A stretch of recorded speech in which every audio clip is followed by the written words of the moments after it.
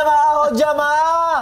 Alhamdulillah. Alhamdulillahirrabbilalamin. Kita masih di Islam itu Indah. Dan hari ini kita sedang membahas tema minta maaf jangan nunggu viral. Minta maaf jangan ditunda-tunda seperti yang Ustadz Syam bilang. Terus kalau minta maafnya sulit, rezekinya juga sulit.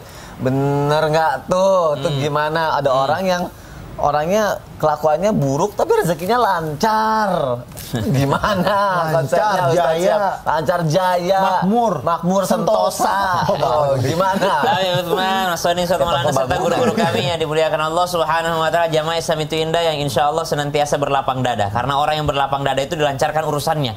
Rabbi syrah li sadri wa yassir li amri. Ya Allah, lapangkan dadaku, mudahkan urusanku. Kenapa? Karena orang yang lapang dada akan lancar urusannya. Bagaimana mungkin lancar urusannya orang yang masih ada dendam terhadap orang lain? Bagaimana mungkin akan lancar urusannya orang yang belum meminta maaf kepada orang lain? Kepikiran melulu gitu loh. Apalagi seleknya sama orang kantornya, seleknya sama partner bisnisnya. Ketika melakukan pekerjaan ya selek aja. Jangankan selek sama orang di tempat pekerjaan, orang yang selek sama istrinya di rumah ke tempat pekerjaan biasanya bad mood ke semua orang. Subhanallah. Ini orang kenapa? Oh, jangan deket-deket lu, habis berantem kayak bininya tuh. Subhanallah. Makanya yang diminta sama Allah bukan langsung, ya Allah lancarkan urusanku. Tidak, tapi minta dulu, ya Allah lapangkan dadaku. Bukankah orang yang lapang dada itu berarti orang yang mudah meminta maaf dan mudah memaafkan?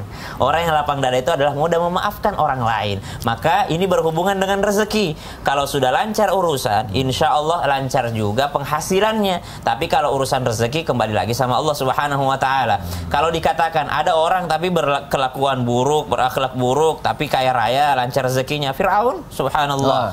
Fir'aun itu kan kalau dikatakan kejayaannya Fir'aun sampai membangun piramid misalnya, ataupun sampai bisa menguasai Mesir misalnya, itu kan kalau kita tanyakan apakah Fir'aun sukses, semua orang mengatakan sukses dunia Fir'aun tuh. Tapi adakah yang mau jadi Fir'aun? Tidak ada yang mau jadi Fir'aun walaupun dikatakan Fir'aun sukses. Kenapa? Karena kita sadar bahwa walaupun kelihatan sukses di dunia, tapi kita yakin bahwa dia tidak sukses akhirat. Kita yakin dia adalah orang yang celaka. Qarun, kita tahu hartanya Qarun ini sampai kuncinya saja berapa orang besar, berapa orang kuat yang membawa kuncinya loh. Bukan hartanya, kunci hartanya ini dibawa oleh orang-orang yang besar, saking banyaknya hartanya Qarun ini. Tapi kalau ditanyakan, adakah yang mau seperti Qarun? Pasti semua anak kecil pun akan menjawab yang tahu kisahnya, tidak ada. Kaya raya loh, nggak mau. Kenapa? Karena tahu Qarun selamatnya di dunia doang, bukan di akhirat. Karena kita beriman terhadap hari akhirnya Allah Subhanahu wa taala. Jadi kalau dikatakan apakah seorang yang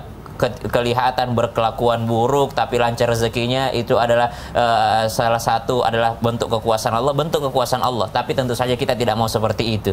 Jadi jangan selalu membandingkan diri dengan sesuatu yang buruk, mengatakan kenapa ya Allah dia tidak pernah sholat, kenapa ya Allah dia tidak pernah keluarkan zakat, kenapa ya Allah dia tidak beriman tapi dia kaya raya. Lah banyak kok orang sebelum-sebelumnya seperti itu, banyak kok di masa Nabi orang seperti itu. Abu Jahal, subhanallah, kemudian orang-orang yang benci Nabi SAW, mereka dikasih sama Allah Subhanahu wa taala di dunia. Tapi adakah yang mau seperti itu, mengikuti contoh itu? Tidak ada yang mau. Kenapa? Karena kita yakin inti daripada kehidupan itu ataupun daripada nikmat yang akan kita dapatkan bukan di dunia ini, tapi nikmat yang akan kita dapatkan adalah setelah nanti di akhir. Allah Subhanahu wa taala katakan dalam Al-Qur'an, berfirman, "Ba'da naqul a'udzubillahi minasyaitonir rajim, sanastadrijuhum min haitsu la ya'lamun." Kita sama-sama faham, jamaah Islam itu Indah yang senantiasa menyaksikan Islam itu Indah, senantiasa disampaikan oleh guru-guru kita bahwa dalam Islam ada yang namanya istilah istidraj. Apa itu istidraj? Disegerakan juga diberikan dari Allah Subhanahu wa taala balasannya di dunia.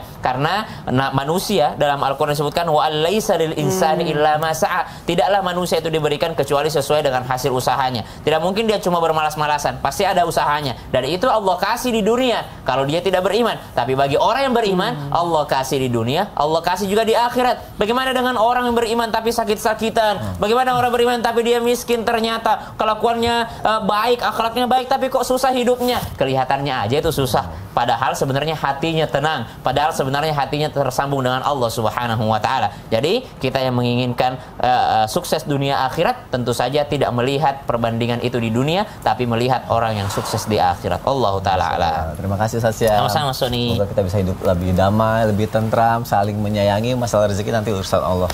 Allah kasih yang terbaik buat kita ya. Ada lagi satu. Apa itu? Kita minta maaf, tapi harus pakai syarat. Di mana-mana yang maafin ya biasanya ngasih syarat ya. Itu termasuk nggak ikhlas nggak sih kalau hal-hal seperti itu, Ustaz Maulana? Gini. Wajar. Karena mohon maaf saya apa artinya maaf? Maaf itu artinya mengembalikan perasaan orang sama sebelum dia dilakukannya. Oke. Kenapa ada orang sadar? Kumaafkan. Yang penting kasih kembalikan dulu HP-ku. HP lagi nih konteksnya nih. Misalnya handphonenya diambil. Ya.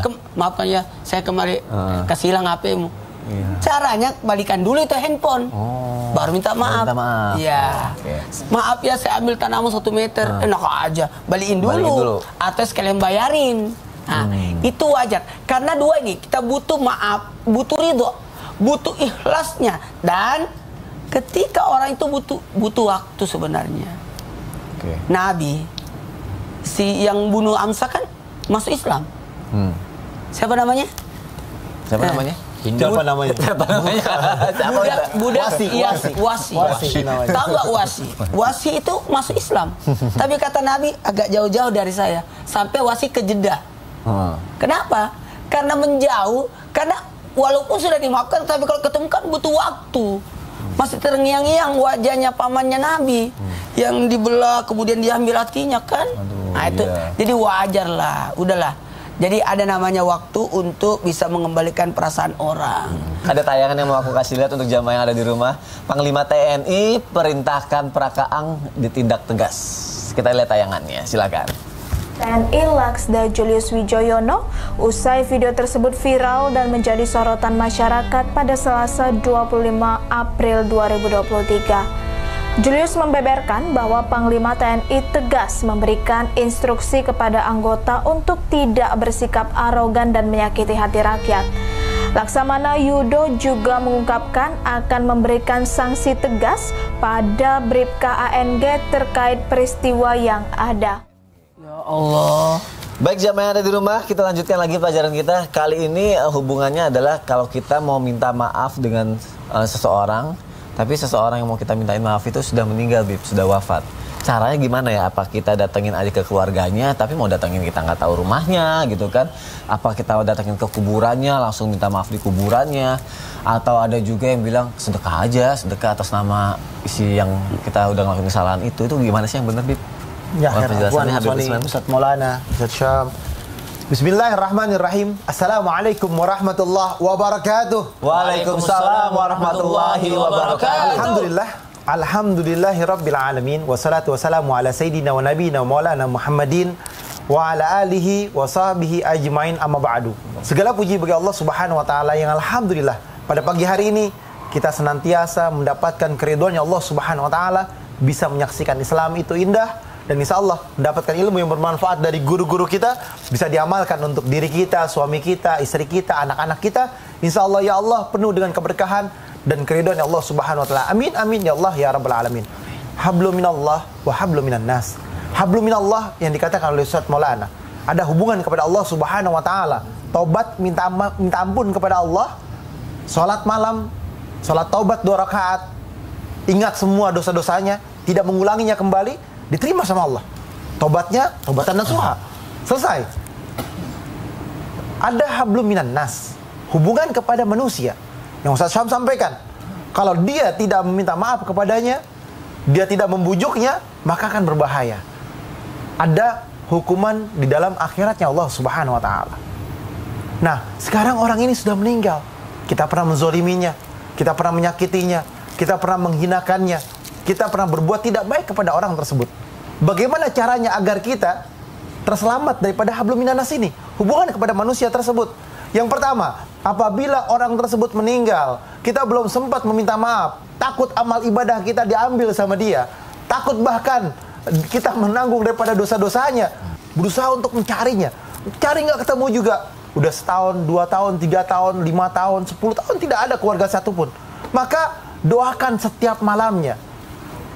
Setiap harinya doakan atas nama orang tersebut. Sujud, doakan orang tersebut. Mau ngaji, doakan orang tersebut. Kirimkan Fatihah, baca Al-Quran terhadapnya. Sedekah terhadap orang tersebut. Atau apalagi, bahkan kalau kita punya rezeki, bangunkan abnaul masjid, bangunkan masjid untuk dia.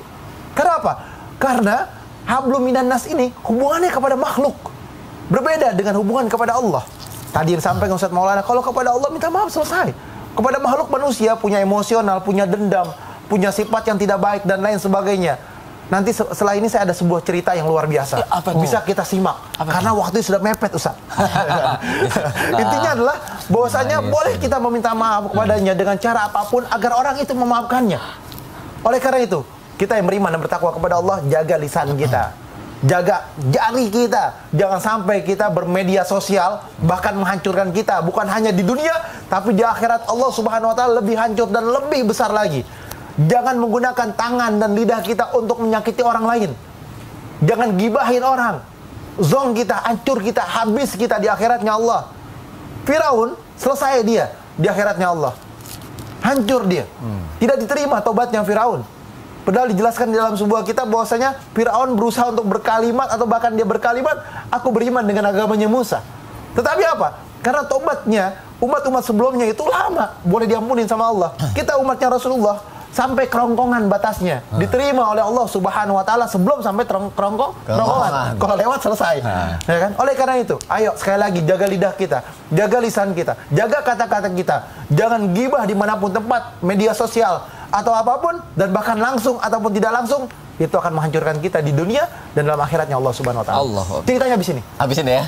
Habis ini ada cerita. Gibahnya jangan sampai, cukup sampai kerongkongan, jangan sampai ketongkrongan nanti ya. Tagih. Apa? Nanti kita tagih. Ceritanya ada. Tapi Habib makasih ya Bib ya. Sama-sama. Aku jadi Kembali kasih juga. Iya, kembali. Pakai saya nggak? Nggak usah. Ustadz, aku pemasaran. Penasaran. Kalau penasaran mah ibu-ibu yang pada pengen tahu siapa calon Ustadz selanjutnya. Itu penasaran. Ya, terus. Ustadz, tadi kan Ustadz bilang tuh, katanya kalau kita minta maaf, kita harus mengembalikan dulu hak si orang yang kita sakiti. Betul. Gitu kan. Nah, berarti memungkinkan sih kalau sebenarnya kita akan minta maaf tuh, kita bisa mengembalikan perasaan si orang yang disakitin itu gitu. Sebenarnya begini. Kan butuh waktu seperti yang Ustadz bilang. Butuh waktu, butuh dana. Butuh dana juga. Kan dana bayar kan? Ya, mau tahu dananya apa? Dananya adalah bentuk kesungguhan. Saya maafkan dia. Tapi dia tidak mau mengaku. Suruh datang ke saya minta maaf. Kalau dia datang ke makan saya, kan? Orang butuh kesungguhan. Orang tua itu tahu siapa yang makan tadi es krim di kulkas, apa yang makan itu di kulkas. Cuma tunggu aja anaknya mengaku.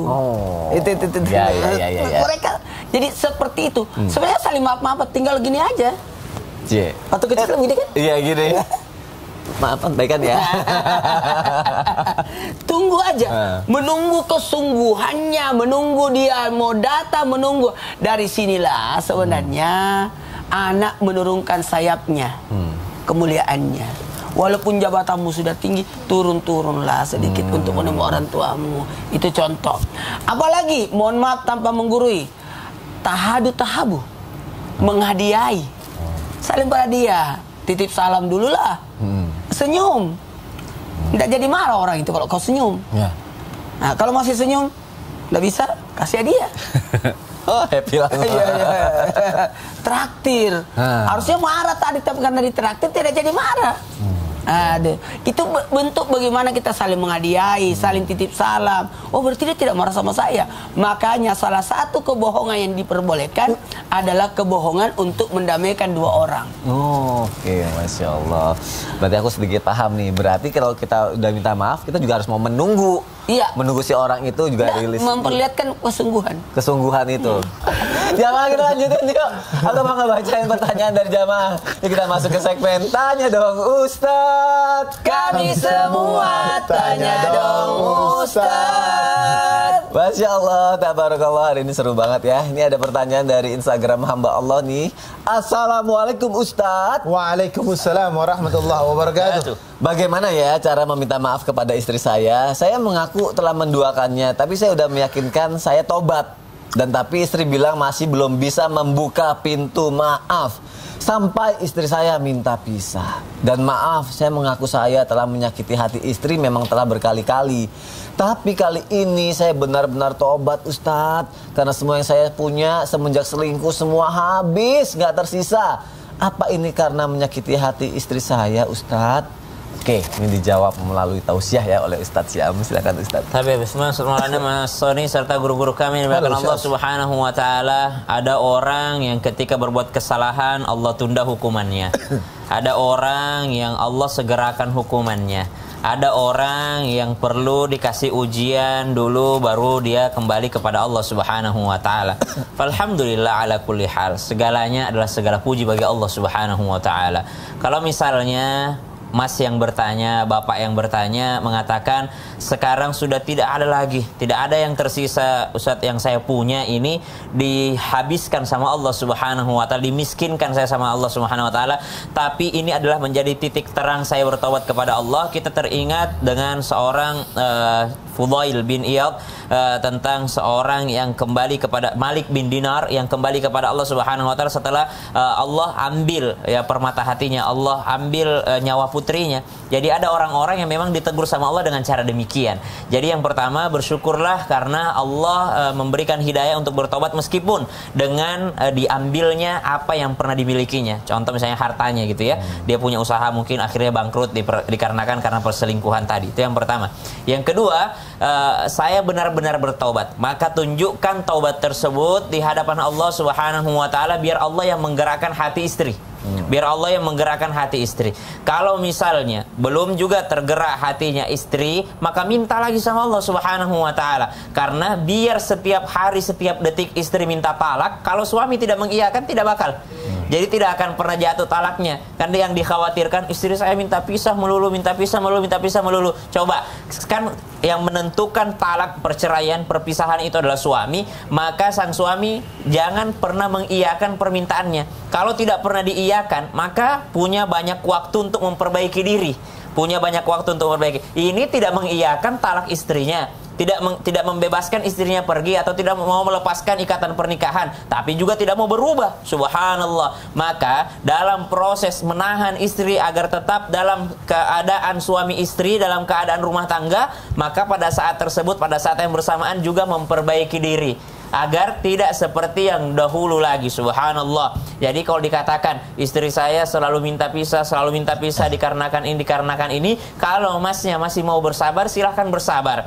Ada pilihan yang lain, tapi bukan kami menyarankan untuk berpisah. Pertanyaan selanjutnya, kalau sudah seperti ini, apakah taubat saya diterima oleh Allah Subhanahu wa taala? Berkata ulama, ciri orang yang diterima taubatnya oleh Allah Subhanahu wa taala salah satunya adalah ketika dia memandang daripada dunia yang banyak itu, dunia yang sedikit itu sudah banyak.